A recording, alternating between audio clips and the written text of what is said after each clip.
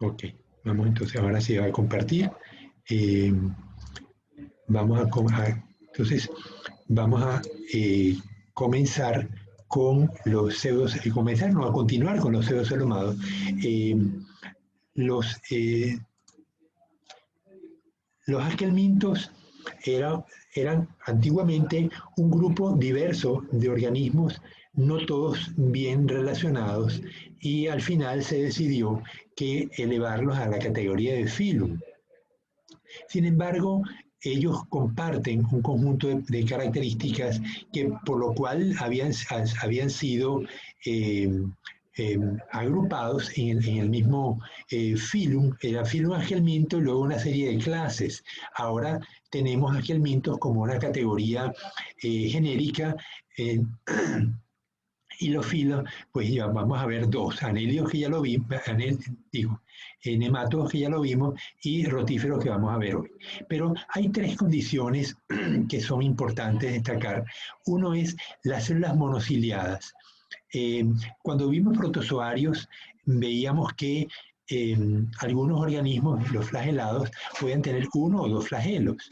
En el caso de los ciliados, tenían pues muchos cilios. Sin embargo, un solo grupo eh, tenía un solo flagelo, era un grupo de organismos carnívoros y eran los coanoflagelados.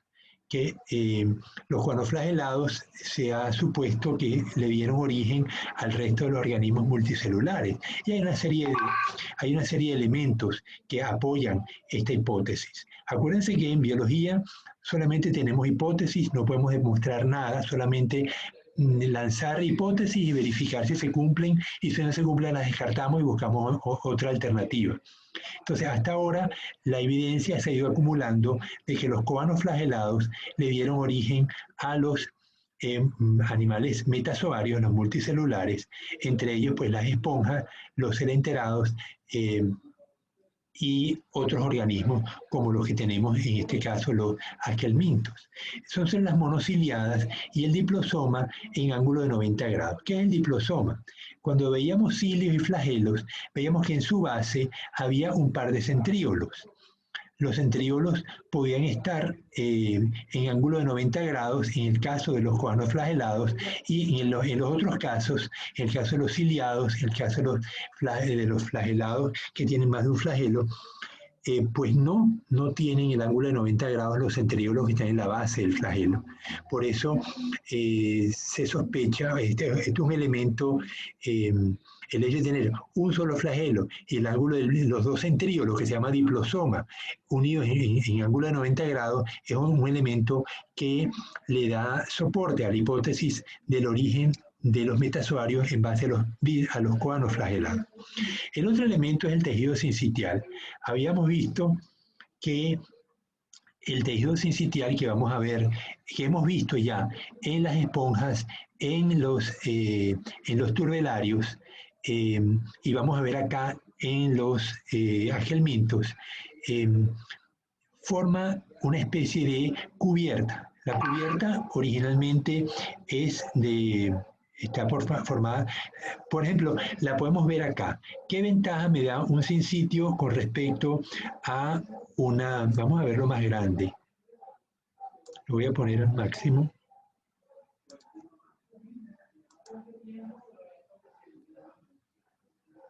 Ok, entonces aquí vemos un sincitio, no es más que una célula muy grande con muchos núcleos, como vemos acá, sin divisiones celulares. Eh, Abajo vemos una cutícula formada por un grupo de células unidos por uniones entre células, pero ¿qué diferencia las uniones entre células de la célula misma? Pues la membrana celular, que tiene una propiedad de poder pasar selectivamente las sustancias alimenticias o agua o las sustancias de excreción, expulsarlas, ¿no? Entonces, en el caso de la ruta transcelular que vemos arriba, un sincitio que me cubre todo el animal con una sola célula, pero una célula muy grande, eh, todo líquido, toda sustancia que entre al organismo tiene obligatoriamente que atravesar la célula. porque es una sola célula que cubre todo el organismo. En el caso de abajo tenemos un grupo de células y divisiones entre ellas que no tienen la misma capacidad de filtrar o retener las sustancias que ingresan dentro del organismo. Entonces, la ruta, el sincitio me daría esta ventaja reguladora con respecto a una matriz formada por muchas células cubriendo el organismo. Entonces, esto es otra de las ventajas que tienen los asquelmintos. Y finalmente, un caso curioso, la criptobiosis. Esto sería vida escondida. Aquí tenemos un rotífero que vamos a ver hoy, y un rotífero en vida, activo, bueno, es un dibujo, ¿no? Dibujo los dos. Y a la derecha, otro rotífero de otra especie, no es la misma, pero otra especie de rotífero en criptobiosis. ¿Cuándo ingresa el rotífero en criptobiosis? Bueno, ellos son animales típicamente de aguas encharcadas, aguas dulces encharcadas, aunque puede haber algunos marinos. Pero, ¿qué le pasa a las charcas? A ver, ¿me puede indicar cuándo se forman las charcas y cuánto tiempo duran? A ver, ¿alguien se anima? Cuando llueve. Cuando llueve, ajá. O cuando hay inundaciones. Claro, inundaciones surgen durante la época de lluvias también, ¿no? Pero las características de una charca en tiempo. ¿Cuánto tiempo dura una charca? Según el sol. Según el sol, ajá. Y según la lluvia. Porque si llueve muy seguido, por ejemplo, ya empezó a llover en Manta, pero llovió una vez y no volvió a llover. Esperamos que en unas semanas empiece a llover más seguido. Y una vez que empieza a llover seguido, pues vamos a tener a lo mejor charcas que duren varios meses. Otras, como ocurrió hace poco, llovió y no llovió más. Se fue la luz en muchos sitios, nos causó problemas, pero el hecho es que eh, las charcas son efímeras, tienen una vida relativamente corta. Entonces, ¿cómo se trasladan los rotíferos? O qué pasa cuando el rotífero, los huevos que están en el suelo, germinan?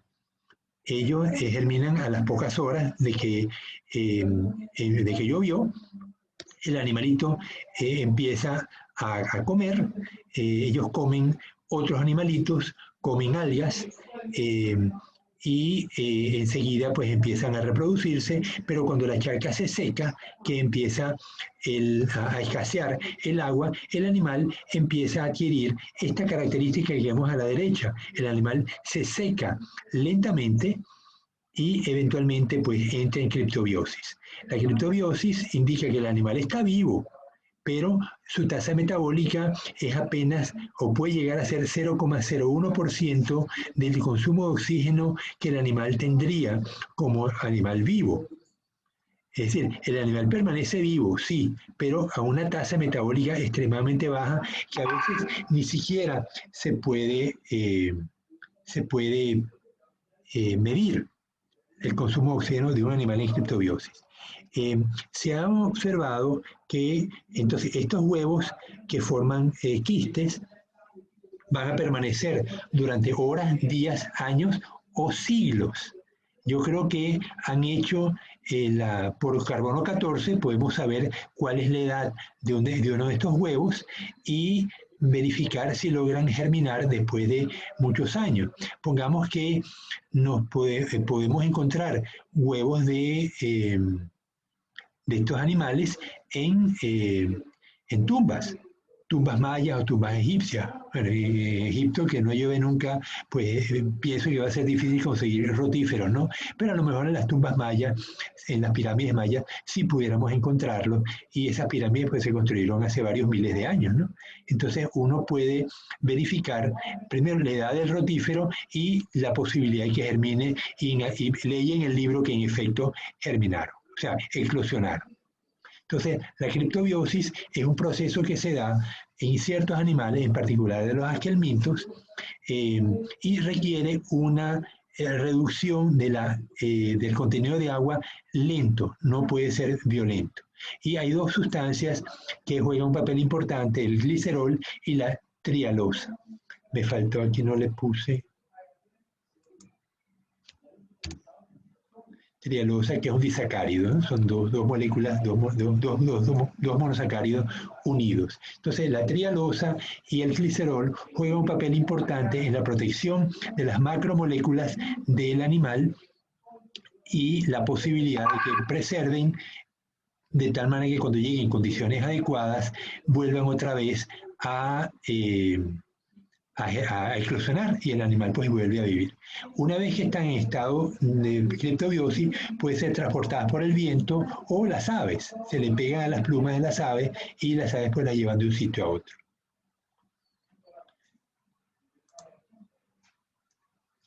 Otra característica de los agelmintos es estos dos fenómenos que vamos a ver seguidamente. Eutelia, número constante de células y crecimiento por agrandamiento celular. Cuando un huevo de estos animales eclosiona, o cuando se forma el cigote y el cigote empieza a dividirse, él va a continuar un número de divisiones específicas y luego para. Y no vuelve a haber más divisiones. ¿Sí? El animal alcanzó el número de células que va a tener como adulto y así se va a quedar toda su vida. Claro, la vida pues estos animales pueden vivir 48 días, ¿no? O sea, pues animales de vida corta, a veces viven menos, pero son animales pequeños, pueden medir 0,5 milímetros o menos, o 0,1 milímetros, eh, y una vez que ocurren las divisiones necesarias y alcanza el número de células, que puede ser 1.700, el número va a permanecer fijo. Sí, y el animal ya no crece por división celular, sino por aumento del tamaño celular. Nosotros no tenemos eutelia, nosotros sí vamos aumentando el número de células progresivamente en la medida que crecemos, desde que somos un cigoto hasta que somos adultos y nuestro número de células pues se va reduciendo con las neuronas, por ejemplo.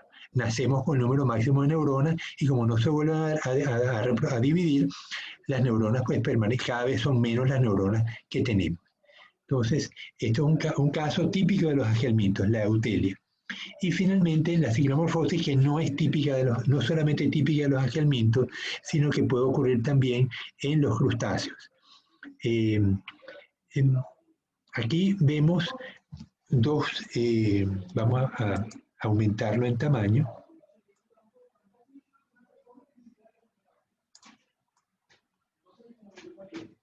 Ok, entonces dice ciclomorfosis en dos rotíferos, variabilidad estacional en las espinas del rotífero planctónico Brachionus, la presa favorita de Asplagna. Brachionus es el rotífero pequeño que tenemos aquí a la derecha y Asplagna es el rotífero grande, un rotífero depredador. Brachionus es un rotífero herbívoro.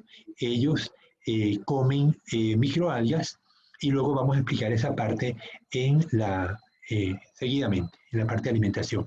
Entonces, cuando dice una sustancia no identificada liberada por Asplagna, el rotífero depredador, induce en la descendencia del braquiono el crecimiento de largas espinas defensivas. Las espinas incrementan el tamaño corporal de Brachionus, con lo que resulta difícil para Asplagna engullirlo. Entonces aquí tenemos un cambio. Si hay Asplagna o no hay Asplagna, el rotífero cambia de forma. Tiene espinas más largas o más cortas según haya Asplagna en el medio. Les decía que los crustáceos, como los cladóceros, tienen también ciclomorfosis. La forma de un cladócero cambia según la estación del año. En la época de invierno, el agua es más fría, obviamente, y más densa. Entonces, el cladócero tiende a hundirse con menos dificultad. Recuerden que los animales planctónicos están pues flotando en el plancton. Ellos se mueven y gracias a su movimiento pues logran permanecer y alimentarse. En el caso de los cladóceros, yo debería poner un cladócero, ya va, déjame buscar.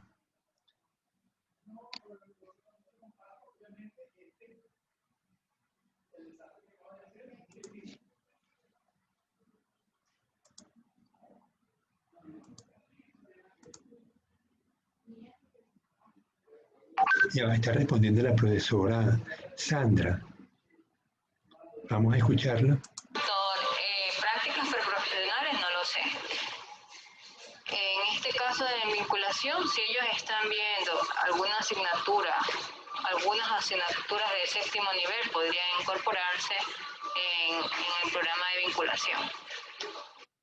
Ok, entonces ya la profesora Sandra nos dio la indicación de que es a partir del séptimo nivel que ustedes van a hacer vinculación.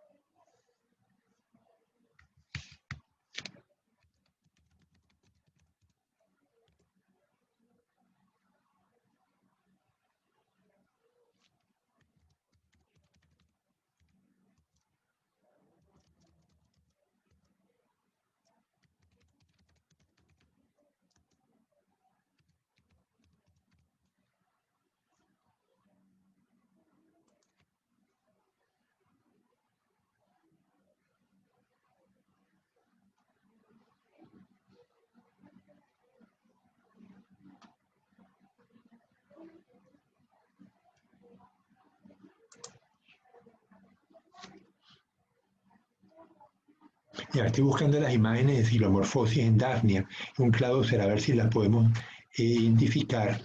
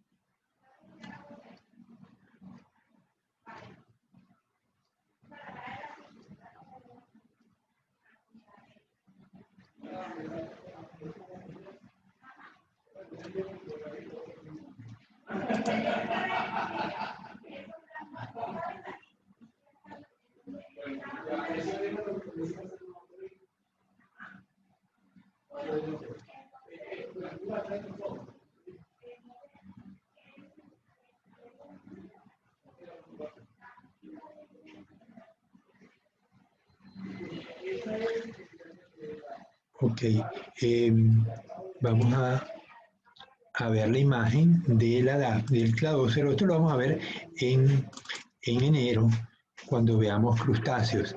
¿Lo están viendo? Sí, biólogo. Okay. Entonces, ya tengo que conectar la máquina para que no se me apague.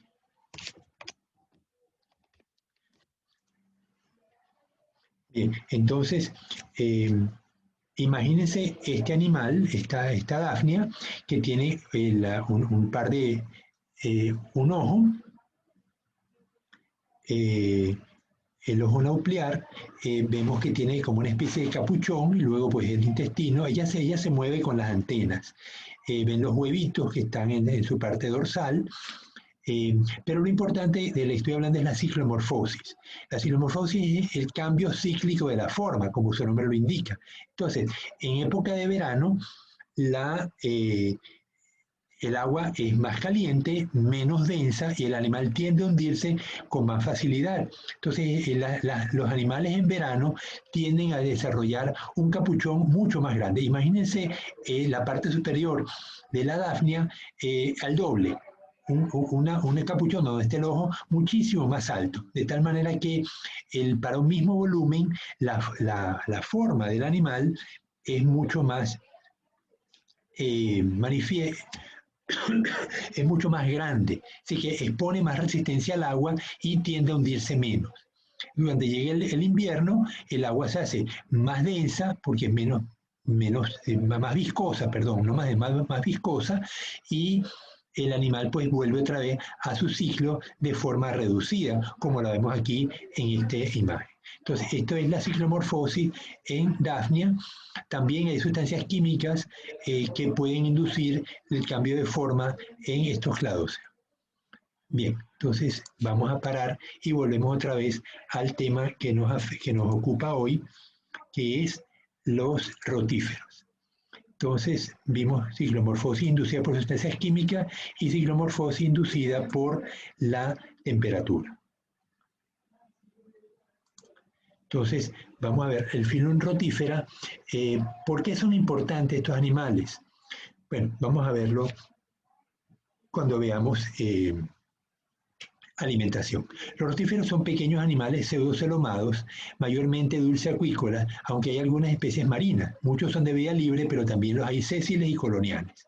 Que los coloniales no es que forman colonias, sino que se forman por multiplicación partenogenética, o sea, sin fecundación del huevo.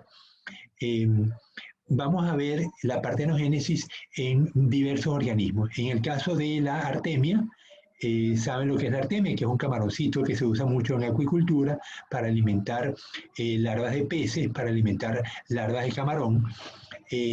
La artemia se reproduce por partenogénesis y muy similar a muchos rotíferos. La hembra produce huevos que no son fecundados porque no hay machos simplemente. Todas las hembras, todos los huevos dan hembras, igual en los rotíferos como en las artemias, hasta tanto se empiezan a dar condiciones adversas, ya sea porque la temperatura baja, el alimento escasea, el agua se seca, aumenta muchísimo la salinidad. Entonces el animal bajo condiciones adversas produce huevos haploides que van a desembocar en machos. Y algunos huevos, otros van a ser hembras haploides y estos individuos van a copular y van a producir huevos resistentes que se transforman en quistes, que son los que van a perpetuar la población una vez que pase la época adversa, la época ambientalmente adversa. Entonces, es curioso que en animales más primitivos que los crustáceos, tanto como crustáceos, se observan estos fenómenos de formación de huevos partenogenéticos y luego huevos fecundables. Aquí vemos algunos ejemplos de rotíferos. Vemos que, bueno, vamos a ver más ejemplos aquí. Algunos son sésiles, como vemos aquí a la izquierda. Estos animales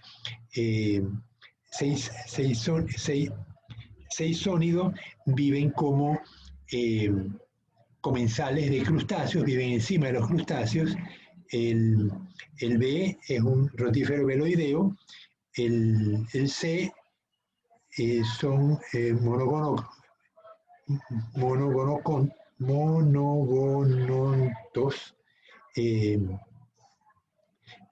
son rotíferos planctónicos, que obviamente de vida libre, y G y H son rotíferos sésiles. Ellos viven permanentemente pegados y generan unas corrientes que les permiten alimentarse. Vemos que todos tienen un anillo en la cabeza, que es lo que les permite pues, crear corrientes circulares y pueden alimentarse. Vamos entonces a ver la estructura del rotífero, vamos a ampliarlo. Entonces, vemos la corona de cilios. Vamos a ver una peliculita enseguida de cómo un rotífero se alimenta. Vemos entonces la corona, vemos que tiene unos apéndices arriba, que son apéndices sensoriales. El encéfalo, que es una concentración de los nervios en la parte frontal del animal. El mástax, que lo vamos a ver en detalle más abajo, es un elemento masticador, la glándula salival, que permite, igual que en los humanos, permite lubricar la comida durante el proceso de masticación. Luego tenemos la glándula gástrica, que va a liberar enzimas que van a llegar al estómago, que lo vemos aquí. Vemos que el estómago pues, son unas cuantas células. Todo este animal tiene unas igual células fijas, ¿no? El número de células está fijo. Luego viene el intestino. y el ano, ¿no? Estos animales tienen intestino completo, a diferencia, igual que los nematodos, todos los esquelmintos tienen intestino completo, a diferencia de los platelmintos que veíamos que no tiene ano. Luego tiene un pie que le permite al animal fijarse temporal o permanentemente, la glándula pedial y el dedo. Hay algunos rotíferos que no tienen dedo, este sí lo tiene. Luego vamos a ver la parte del aparato excretor. Vemos que tiene un protonefridio, tiene un par de protonefridios, a diferencia de los turbelarios que tienen muchos protonefridios. Aquí tenemos un par solamente, porque ellos están bañados por un hemocele. Acuérdense que habíamos visto en los nematodos que tenían un esqueleto hidráulico.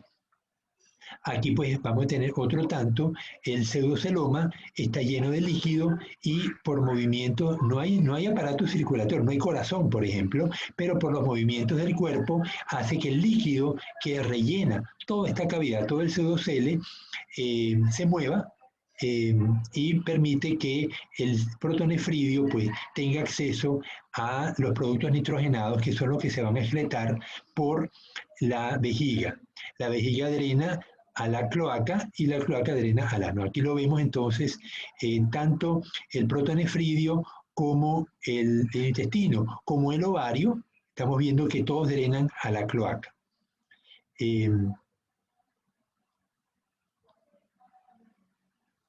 Ok, entonces vamos a ver un corte. Puse la flecha azul para indicar dónde se hizo el corte. Entonces vemos que vamos a tener una cutícula sincitial, como habíamos hablado, que es una sola célula que recubre todo el animal, una musculatura circular que le permite que el animal se expanda y se contraiga. Luego tenemos un conjunto de conductos nerviosos. Vemos un cordón nervioso en negrita y vemos un conducto protonefridial y tenemos entonces el pseudocele, el estómago, la cavidad gastrovascular, el ovario con los huevos en formación y la musculatura longitudinal. O sea, el animal pues cuando contrae la musculatura circular, él se expande. Cuando contrae la musculatura longitudinal, pues se contrae y cambia de tamaño. Vamos a ver cómo el animalito en la filmación, es una filmación bien simpática, vamos a ver cómo el animal se contrae y se expande. Bien, vamos entonces, bueno, vemos aquí el aparato, la anatomía del aparato digestivo. Tenemos entonces la boca, la faringe, el mástax, que es el elemento masticador, las glándulas salivares que sirven para lubricar, las glándulas gástricas que emiten las enzimas que van a ser usadas en el estómago, el intestino donde ocurre la absorción y la cloaca finalmente, ¿no? Vemos la abertura de la faringe, vemos una cantidad de estructuras que son características de cada especie. Entonces hay un músculo, el B tenemos el mástax aumentado, entonces vemos que hay una abertura hacia la faringe, luego tenemos una serie de estructuras que se llama el fulcrum, ramus, uncus y manubrio. Ellos van a cambiar de forma según la especie, ¿no?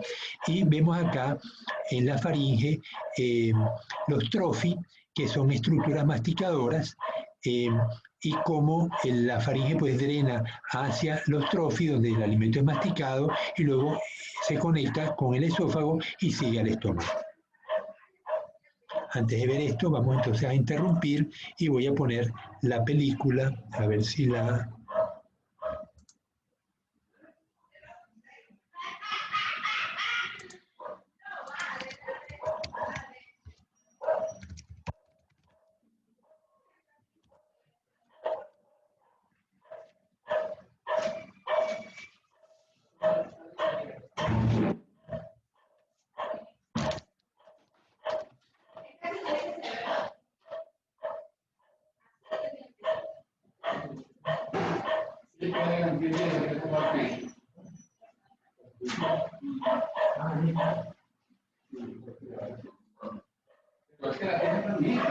¿Sabes lo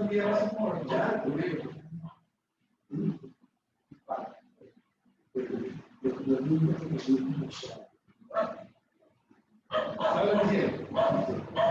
Lo estoy viendo. Agarraban el café que utilizaban un niño, un café de soda, para calentarlo más rápido, en vez de esperar ahí, lo echaban directamente ya. Todo eso tapó toda la tubería completa y encima me pocha por dentro de toda la tubería. Y entonces lo que calentó, obviamente se calentaba, porque se quedaba concentrado el calor ahí, si la superaba, obviamente no lo utilizaba.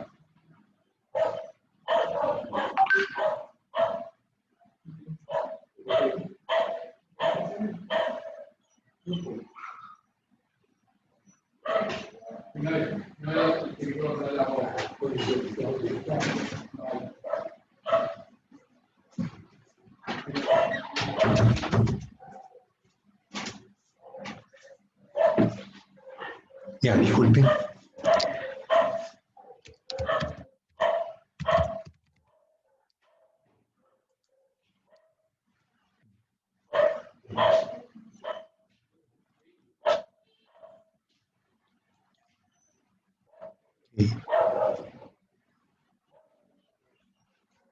Vamos a ampliar esto.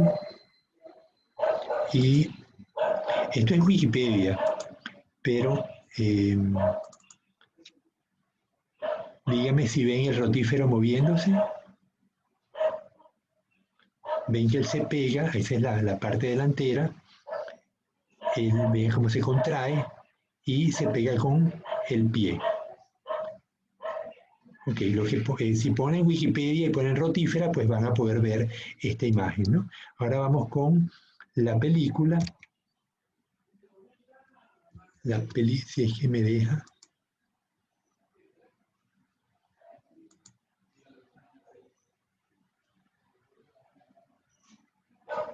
¿Se ve? ¿Se ve la película? Sí. Okay. Ven cómo la corona va moviendo partículas, las va a atraer, crea una corriente, y como el Mástax lo están viendo cómo va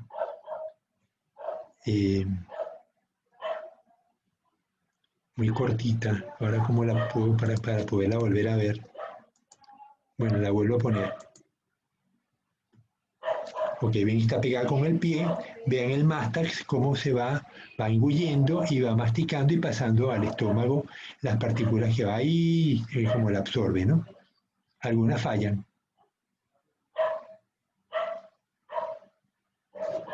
Ok. De todas maneras, si lo quieren poder ver, en sus máquinas pueden poner Wikipedia y pues van a verlo y lo ven tantas veces como quieran. Entonces volvemos otra vez al aparato digestivo. Entonces, vieron que esos animalitos estaban comiendo algas. Una de las usos que se le da intensamente a los rotíferos es su uso como vehículo para llevar alimento a los animales en cultivo. En general, los peces, las larvas de los peces no pueden comer algas, no pueden comer diatomeas, que son o clorofitas, que son las algas que tradicionalmente se cultivan. Tetraselmis, por ejemplo, es una clorofita, Thalassiosira es una diatomea. Y el alimento que se le da a los organismos bajo cultivo depende de la boca, del tamaño de la boca del animal. Cuando el animal es muy pequeño, tenemos que usar dietas adecuadas que puedan ser ingeridas. Ya me pasó una vez, yo estaba acostumbrado a usar huevos de artemia, porque obtener náuplios de artemia es sumamente sencillo. Basta con echar los quistes en el agua, ponerle un aireador, ponerle una lámpara para elevar la temperatura o un aparato que eleve la temperatura, y a las 24 horas ya tenemos los quistes eclosionados listos para alimentar a los organismos bajo cultivo. En aquel entonces yo estaba trabajando con larvas de cangrejo en distintas etapas. El cangrejo atraviesa por varias etapas de zoea y yo necesitaba alimentarlas. Pero los huevos de Logistes artemia me producían unos nócleos muy grandes, no las podían tragar. Entonces tuve que recurrir a huevos de erizo. Yo tenía el erizo hembra y el macho, los forzaba a que eyacularan o expulsaran los huevos, los óvulos, con una corriente eléctrica de muy bajo voltaje, y una vez que tenía entonces los espermatozoides en los óvulos, pues los fecundaba y obtenía las larvas trocóforas que me permitían pues alimentar a mis cangrejos sin problema. Entonces, en el caso de los cultivos que hay en Manta, tenemos un conjunto de laboratorios que producen larvas de camarón para todo el Ecuador y países vecinos, Perú sobre todo. Entonces, ellos usan la zoea del camarón, que es la primera etapa que es capaz de comer. Cuando el huevo del camarón eclosiona, produce un nauplio. Los nauplios pasa por 5 etapas, él va mudando y va creciendo, pero no se alimenta, no tiene boca para comenzar. Entonces, una vez que tenemos el nauplio 5 y se forma el primer animalito que tiene cola, tiene abdomen, cefalotórax y abdomen, pero no tiene patitas en el abdomen, esa es la zoea, y la zoea come algas. Entonces hay que proveerla de algas del tamaño adecuado para que la pueda ingerir. Entonces uno puede tener una selección de algas, y estas algas pueden tener algunos ácidos grasos que nos interesan. Según la especie que vayamos a cultivar, pues requerimos mayor cantidad de un tipo de ácido graso específico, y yo sé por la especie de microalga qué ácido me permite seleccionar qué tipo de alga le debo dar a mis animales según las necesidades que tengan de ácidos grasos. Yo puedo cultivar peces también, y esos peces pues tienen necesidades distintas de los camarones. Entonces yo escojo las algas. El problema es que los peces no comen algas. La razón es que no tienen una separación suficientemente pequeña de las branquias como para poder separar las algas del agua. Fíjense que cuando estábamos viendo el Brachionus, el rotífero alimentándose, el alga era sumamente pequeña en comparación con el tamaño del rotífero.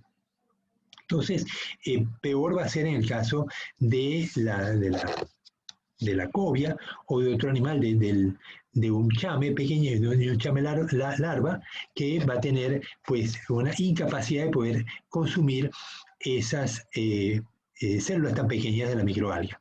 Pero los rotíferos comen algas. Entonces yo puedo alimentar los rotíferos unas horas antes de alimentar los peces, hago que el rotífero llene su estómago con el alga, ya sea macerada con el Mazdac o entera. En realidad no va a pasar entera porque el Mazdac la va a triturar, y de esa manera yo le doy de comer a rotíferos a los peces o a los camarones. Entonces el rotífero tiene un tamaño suficientemente grande como para alimentarme el camarón o la larva de pez, y yo enriquezco el cuerpo del rotífero con la microalga que me interesa. Entonces, este es el uso principal que se le da a los rotíferos en las instalaciones de acuicultura. Cuando veamos reproducción vamos a ver otra característica. Entonces, el sistema nervioso, como veíamos en los turbelarios, en los nematos, y en este caso, este otro agelminto, tiene un encéfalo, que es un conjunto de nervios concentrados en la parte frontal, que llamamos cabeza, aunque la cabeza está poco desarrollada, ¿no? En comparación con otros grupos que vamos a observar. Entonces, tenemos una antena apical, tenemos una seta sensorial, ya la habíamos visto en la figura anterior, un músculo retractor que es inervado directamente por el encéfalo, una antena dorsal y un conjunto de nervios que se ramifican. Aquí tenemos un cordón ventral principal y hay un cordón dorsal. Hay una antena lateral. Finalmente, el ganglio caudal, porque vimos que el pie del rotífero es altamente funcional, le permite fijarse, como lo veíamos en la película, que él se fijaba y podía desprenderse y volver a desplazarse. Entonces vemos que los músculos, es un animal sumamente activo, los músculos están directamente inervados por estos nervios de corto tamaño, de tal manera que puede ser, o sea, permiten que el animal mantenga esa actividad que vimos en las dos películas.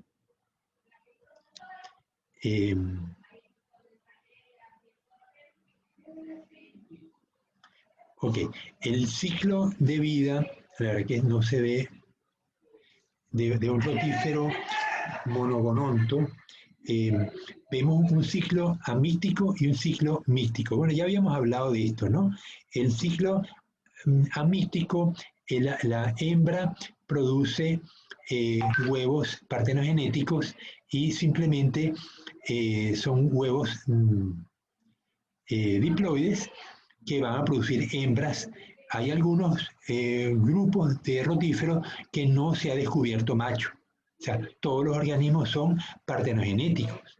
Y entonces una hembra me produce un número de huevos durante su vida y cada huevo pues me produce más hembras todas iguales, ¿no? Otras especies tienen este ciclo donde tengo, según la estación del año, yo tengo condiciones buenas en la parte del ciclo amístico y en la parte del ciclo místico bajo condiciones degradadas, ambientalmente degradadas, de tal manera que las células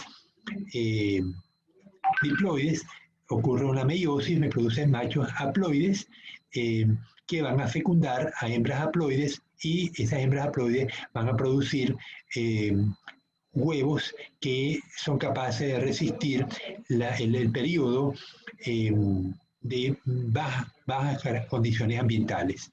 Eventualmente la hembra diploide eclosiona cuando las condiciones ambientales vuelven a ser las adecuadas y empieza el ciclo amístico a producirse.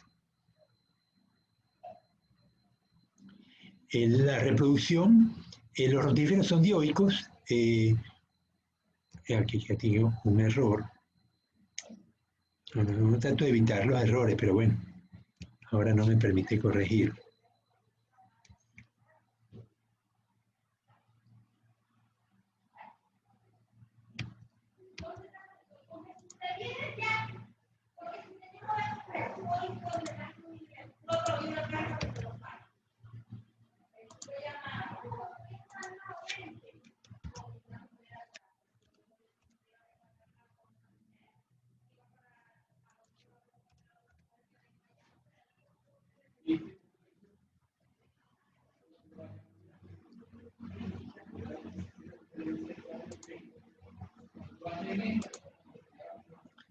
Okay. No hay comentarios ni preguntas, o sea, están muy calladitos hoy.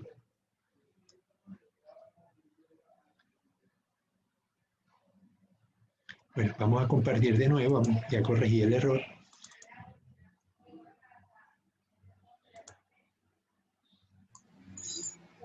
Yo luego una consulta con el tema de las artemias. Dime. Al momento de descapsular, se sabe ocupar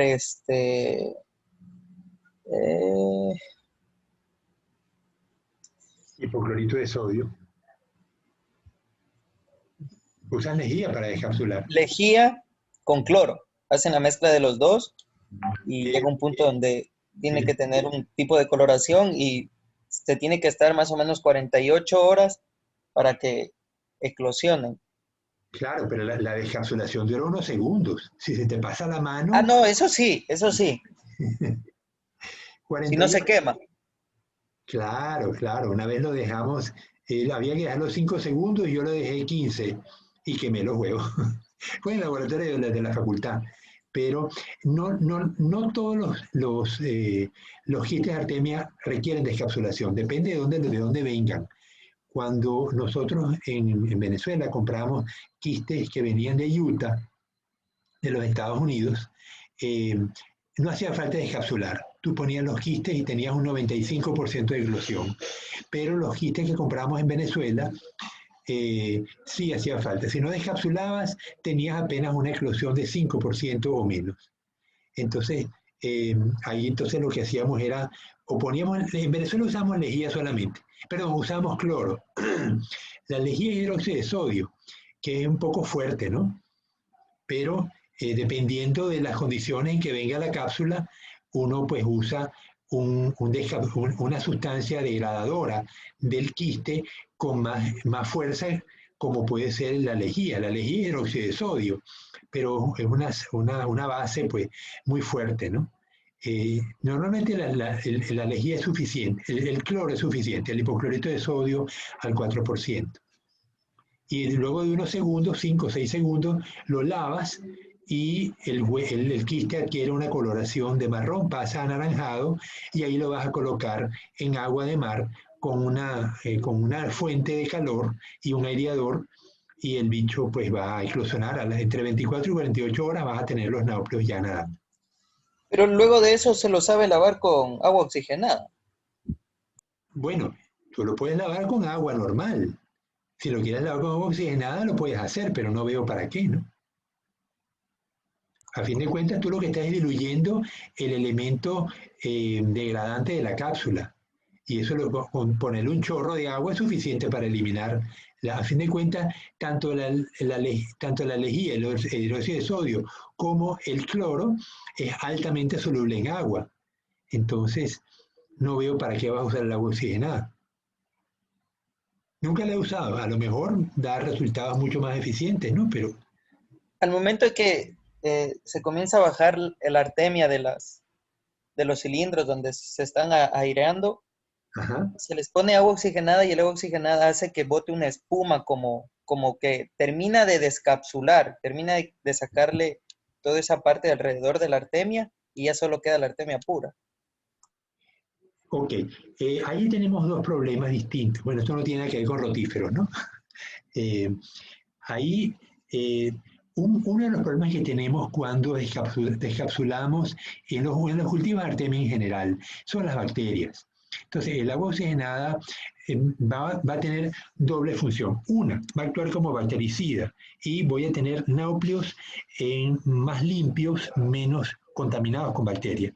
Y otro, lo que está diciendo el compañero, que es que se van a formar unas burbujitas porque el agua oxigenada en contacto con las sustancias orgánicas las va a descomponer y se va a producir oxígeno que se va a liberar. Entonces, ese oxígeno me va a hacer que las capsulitas liberadas por los náuplios se me aglomeren en la superficie. Y de esa manera yo elimino las cápsulas con más facilidad. De todas maneras, para recoger los náuplios, lo que se usa es que se coloca una luz debajo de la cámara donde hice la eclosión, y los náuplios, que son fototácticos positivos, se me van a ir al fondo. Estando allí, yo abro la válvula y saco los náuplios, mientras que las cápsulas van a quedar arriba flotando con las burbujitas de agua oxigenada. ¿Ya se aclaró el asunto? Sí. Ok, entonces viste que la oxigenada tiene doble función. Ok, Sí, correcto. entonces vamos a continuar con la reproducción de los rotíferos. Los rotíferos son dioicos, eso significa que tenemos sexos separados con machos ocasionales que no se alimentan. Cuando se producen los machos, su única función es reproducirse, y ellos tienen reservas en sus células que le van a permitir vivir suficiente tiempo, unos minutos seguramente, para copular. O son hembras partenas, o sea, o son dioicos, tenemos machos y hembras, pero los machos se producen ocasionalmente, o son hembras partenogenéticas que producen huevos sin fecundación y son amícticos diploides. Los huevos mícticos son producidos por fecundación, son muy resistentes a la desecación y a las altas temperaturas. Entonces, aquí vemos un vitelario sincitial donde vemos los núcleos, los numerosos núcleos, el vitelo en el citoplasma del vitelario, los núcleos de los ovocitos. Luego vemos cómo el ovocito se va rellenando, va dividiéndose. El ovocito pues ha sido fecundado, y tenemos entonces en el útero, tenemos el embrión joven que va a dividirse hasta llegar al número de células que va a tener el adulto. Luego es expulsado en el gonoporo, pues va a salir el embrión al exterior. En la parte B, C y D, dice el libro, huevos de verano de rápido desarrollo de Ploixoma hudsoni. El C, huevo latente de Rhinoglenia frontalis y de huevo latente de Plocesoma truncatum. Los huevos latentes son huevos místicos que van a permanecer de esa manera por mucho tiempo hasta que las condiciones ambientales permitan que el animal pues eclosione.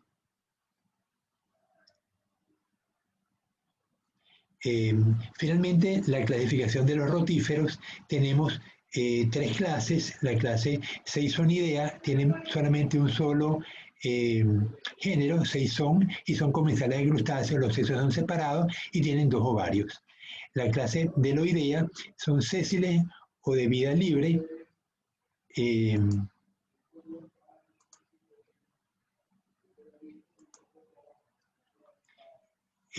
son células de vida libre y solo son partenogenéticos. No existen, no se han descubierto machos en los Deloidea. Y finalmente, los monogonora tienen sexos separados, un ovario, tienen la partenencia es común, pero los machos son producidos ocasionalmente cuando las condiciones ambientales son adversas, y el género Brachionus es el género típico que se usa en los laboratorios de acuicultura.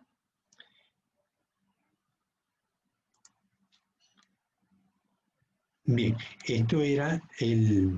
con esto concluimos el tema de los askelminthus. A sus correos les voy a pasar el deber. Ya tenemos 2 deberes, me falta uno. El tercer deber va a ser una serie de preguntas sobre los nidarios, los turbelarios y sobre los askelminthus, nemátodos y rotíferos. Entonces, bajo el mismo esquema vamos a tener elementos comparativos de los grupos. Ya, gracias. ¿Te lo llevas? No, todavía no, yo lo comí. Ok, después que coma. Bien, entonces el deber lo van a entregar la primera semana de enero. Si lo quieren entregar antes lo pueden hacer. Yo que ustedes lo haría. Así paso mi diciembre tranquilo. Es decir, que en esta semana lo van a tener en sus correos y lo hacen. Háganlo lo antes posible. También tengo que subir todas las clases. Esto es un trabajo.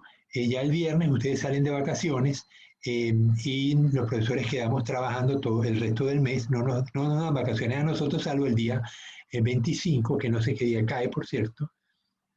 El día 25 cae viernes. Así, o sea, el viernes 25 y el viernes 1 es el día que nos dan libre. O sea, que vamos a trabajar de lunes a jueves, la semana que viene, las 2 semanas que vienen, y el 4 nos reincorporamos a clase. Vamos a tener clase esa semana y la semana del 11 al 10. 11, 12, 11 al 15 tenemos la semana de primeros parciales. O sea, no van a tener clases, sino solamente los parciales. Entonces, bueno, ya vamos avanzando en la zoología invertebrados, vamos cubriendo los grupos más importantes. Hay otros grupos que no hemos señalado. Los rotíferos, dentro del grupo rotífera, también se han incorporado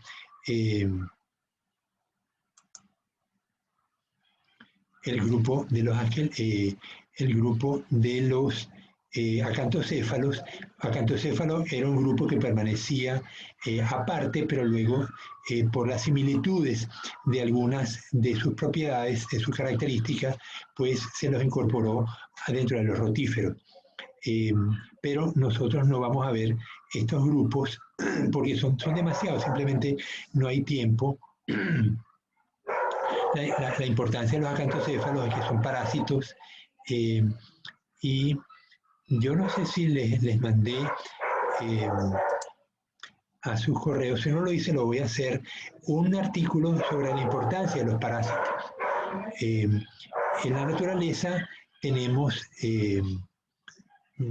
organismos depredadores, tenemos herbívoros, los depredadores pues están en niveles, depredador primario, secundario, terciario, y forma una trama, una cadena trófica que si la perturbamos empiezan a aparecer complicaciones. Creo que ya vimos la película de los lobos en el Parque Yosemite. Bielka, recuérdame. Sí, creo que sí. Ok, entonces vimos lo que pasaba cuando el depredador tope, al depredador que nadie se lo come, los depredadores tope, pues, por ejemplo, los tiburones de mayor tamaño, los lobos, los pumas, los tigres, los leones, dependiendo pues del ecosistema que estemos trabajando, pues va a haber un depredador tope al cual nadie come, pero él depende de sus presas. Si las presas escasean, el depredador tope empieza a sufrir y no se llega a reproducir, no puede alcanzar grandes números. Además que son sumamente territoriales, ¿no? Entonces, cuando uno perturba la naturaleza, ya sea porque eliminas parásitos o eliminas depredadores, pues suceden alteraciones indeseadas. Entonces, los parásitos juegan un papel importante en la naturaleza y les voy a pasar el artículo tan pronto termine la clase. Entonces, ¿algún otro comentario? Steven, Alison. Biólogo, yo tengo una foto de donde pudimos observar en el microscopio hace unos semestres de lo que estábamos hablando hoy día. No sé si pueda compartirlo para que nos pueda explicar. Autorizada. Listo, ya puedes compartir.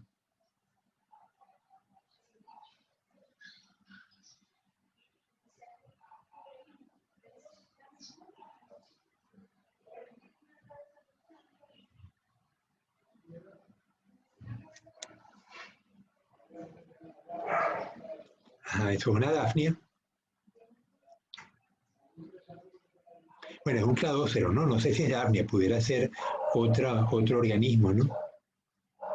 ¿Dónde lo viste, Helen? Eso lo hicimos cuando estábamos trabajando con microplásticos de un manglar, estábamos buscando microplásticos del manglar La Boca. En la boca del río Portoviejo. Pues. Ajá, sí. Ok. Entonces, y ahí pudimos observarlo. Claro, usaste una red de fitoplancton para extraer los plásticos del agua, ¿no? Ok. Este animal es típicamente de agua dulce, pero también hay cladóceros de agua salada, ¿no? Este animal, por la forma, parece un cladócero de agua dulce, por la forma globosa. Los cladóceros de agua salada son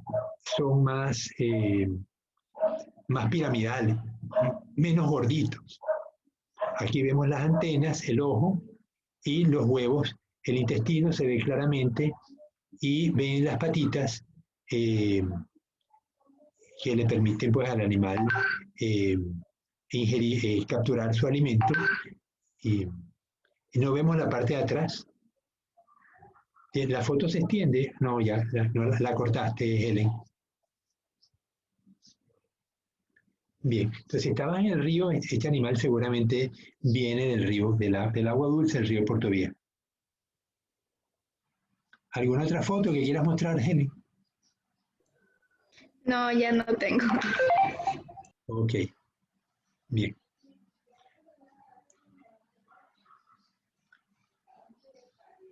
Bien. Sobre las instalaciones de cultivo. Yo sé que en el laboratorio de producción de cobia, donde tenían las larvas de cobia, usaban los rotíferos. Por lo que les expliqué, las larvas requerían comer un alimento mucho más pequeño que los núcleos de artemia y por eso había que darles rotíferos enriquecidos con la microalga que interesaba. Tenemos problemas con el cultivo de chame. Hemos logrado en la Universidad Técnica de Manabí, los investigadores han logrado producir chames maduros, machos y hembras. Los animales pues se logra obtener el semen, los óvulos, se fecundan, obtenemos los cigotes, las larvas y no hemos logrado pasar de allí. Hay un problema con la alimentación que no se ha podido resolver. No es solamente en el chame, en los pulpos también. Los pulpos tenemos la paralarva y sin embargo, luego que tenemos paralarvas, por producto de la eclosión de los huevos de las hembras, pues los machos copulan con las hembras producen huevos, los huevos uno los puede sacar del fondo del mar y los lleva al laboratorio, eclosionan, se produce la paralarva y luego tenemos que empezar a lidiar con qué la alimentamos. Evidentemente las artemias no parecen funcionar ni con el chame ni con la paralarva de los pulpos. Entonces hay que trabajar con dietas que puedan ser usadas en estos organismos para lograr cerrar el ciclo y producir masivamente tanto larvas de pulpo como larvas de chame.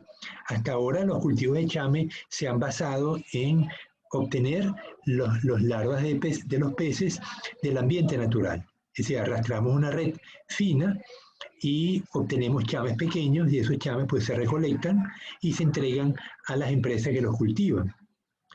Pero lo ideal sería hacer como estamos haciendo con las ostras o con el espondylus, que tenemos machos y hembras, logramos desove en el laboratorio y producimos masivamente las larvas de las juveniles de ostras, de espondylus, de pteria, de un conjunto o de peces, ¿no? Pero el problema de alimentación es bien severo y ojalá que alguno de ustedes se anime a trabajar en dietas para distintos organismos. Yo en particular estoy animado a ayudar con la dieta de los copépos, pero también pueden hacer dietas de cladóceros, como los que acaba de mostrar Helen Vinces. Esos animales se pueden cultivar, son fáciles, ellos comen microalgas y las microalgas pues las podemos obtener del Instituto Tecnológico Luis Arboleda Martínez, porque allí tenemos una especialista, la profesora Guadalupe Bravo, que es especialista en cultivo de microalgas. Entonces, perfectamente pudiéramos tener entonces la comida de los cladóceros o la comida de los copépodos y una vez que tengamos los cultivos masivos, empezar a probar si alguno de estos animales puede ser consumido por el chame, por las larvas de chame.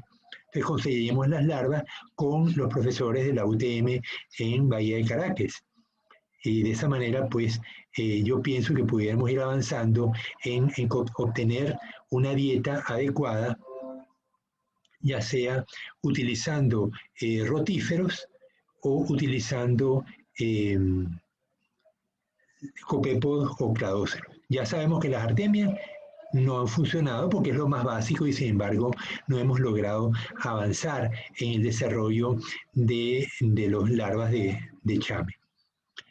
Ojalá tuviéramos éxito y pudiéramos producirlo masivamente de tal manera que en lugar de estar cultivando tilapia, como fue que les expliqué al comienzo de la clase, pudiéramos entonces tener más bien chame u otras especies nativas del Ecuador, ¿no?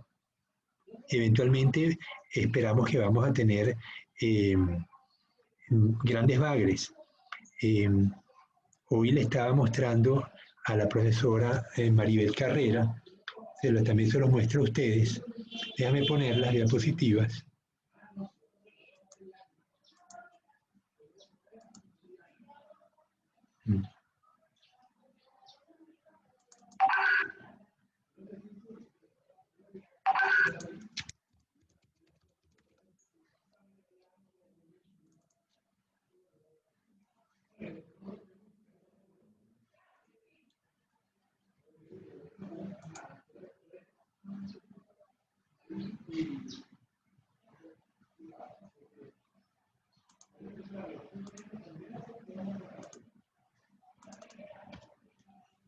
¿Se ve?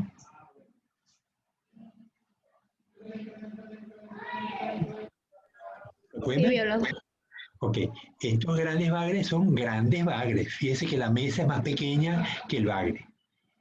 Al fondo tenemos Pseudoplatystoma, es un bagre de la Amazonía, lo tenemos en los ríos, obviamente los ríos del Ecuador drenan a la Amazonía y estos animales pues hacen migraciones desde la desembocadura del río Amazonas hacia las cabeceras y pues podemos obtener algunos de estos como reproductores y cogerles cría. La hembra produce los huevos, algunas veces los llevan en la boca, otras veces los depositan. El problema es cómo alimentarlos. Aquí vemos un bote. Aquí vemos un Pseudoplatystoma, bien bonito el ejemplar, una carne exquisita, ¿no? Una carne muy blanca.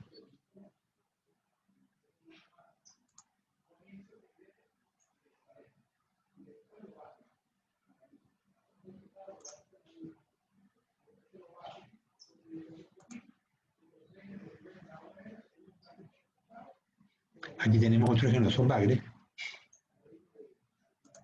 Y finalmente otro bagre, Pseudoplatystoma. Entonces, estos grandes bagres de la Amazonía ecuatoriana, de la Amazonía, porque la Amazonía está formada por los ríos que drenan al río Amazonas, entre los cuales pues está Bolivia, Perú, Ecuador, Colombia, Venezuela, Brasil. Entonces, no todos los bagres son compartidos por todas partes. Por ejemplo, en Venezuela no hay paiche. El paiche se da en una porción del río Amazonas, entiéndase Brasil, Perú, Colombia, pero a lo mejor Bolivia y Ecuador. Pero en Venezuela no hay paiche. Entonces, estos grandes bagres tienen una ventaja, es que crecen muy rápido. Entonces, pero el problema es que son carnívoros. Los africanos nos llevan una enorme ventaja, y es que en África hay bagres herbívoros. Entonces, uno de los problemas que tenemos que afrontar es primero cómo alimentar las larvas. Y para eso el uso de rotíferos es muy importante. Y luego, cómo controlar el canibalismo. Podemos hacer selección genética de animales menos agresivos, mantener los animales bien alimentados, mantenerlos en oscuridad, porque son depredadores visuales, entonces en oscuridad pues difícilmente ven las presas y no se comen entre ellos. Bueno, ya vamos a terminar. Entonces, me quedan unos minutos, no hay... ¿Qué pasó? Paro de compartir. ¿Hay alguna duda en estos 3 minutos que nos quedan? ¿Algún comentario?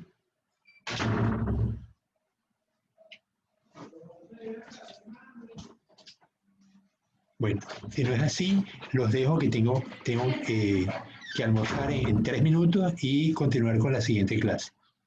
Así que esperen el deber que les voy a pasar a sus correos. Cualquier cosa se comuniquen conmigo por el WhatsApp. Hasta luego.